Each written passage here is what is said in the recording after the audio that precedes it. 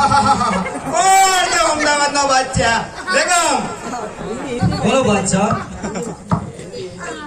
અત્યારે આ મેઘલી રાત છે, ટમટમ વરસાદ વરસી રહ્યો છે, તો શું અત્યારે કોઈ જાગતું છે ખરું બેગમ? હા બાદશાહ, કેમ ના જાગે? કોણ કે મારો ભાઈ દેશોજી ને વેજોજી, કારણ કે તેમનો ગામ ગ્રાસ તમે લૂંટી લીધો છે, માટે તમારી ચોકી કરવા મારો ભાઈ અવરનવર જાગે છે. તો શું બેગમ અત્યારે ત્યાં હાજર છે? હા હાજર છે. તો તેને સાથ કરો.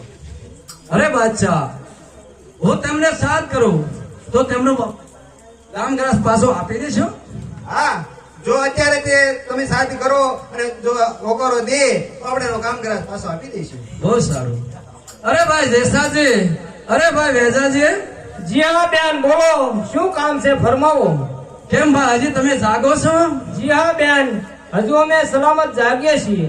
અરે મારા વીર, સવારમાં કંસરી ભરતા તમે આવજો એટલે બાદશાહ તમારા બારવટું પાર પાડશે, તમારો ગામ ગ્રાસ પાછો આપશે મારા વીર. હા બેન, તો અમે મહેલમાં આવશું ત્યારે અમારી સાથે દગો તો નહીં થાય ને? નહીં નહીં મારા ભાઈ, હું તમારી સાથે છું, દગો કોઈ નહીં થાય. બહુ સારું.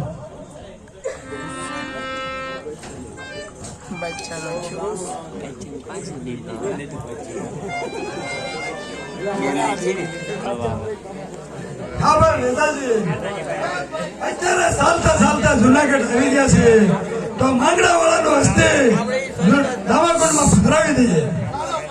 બોલ સુરત દાદાની જય.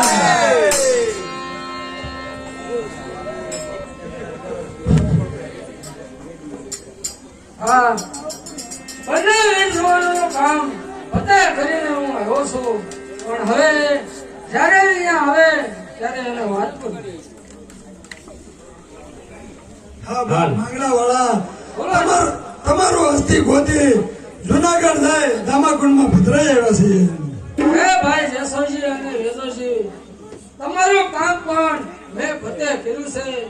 કાલે સવારે તમે બાદશાહના દરબારમાં જજો અને ત્યાં તમને તમારા તમામ કામ કરા પાછો મળશે.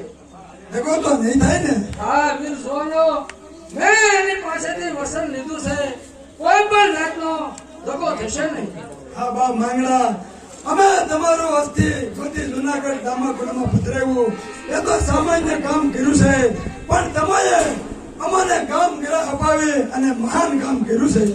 નહીં નહીં વીર સુવાનો, તમે પણ મને આ ભૂતોની દુનિયામાંથી ભટકતો હતો, એમાંથી તમે મને મુક્તિ અપાવી, એ પણ એક ખૂબ અગત્યનું કામ છે. હા માંગડા વાળા, હવે તમારી બીજી કોઈ ઈચ્છા?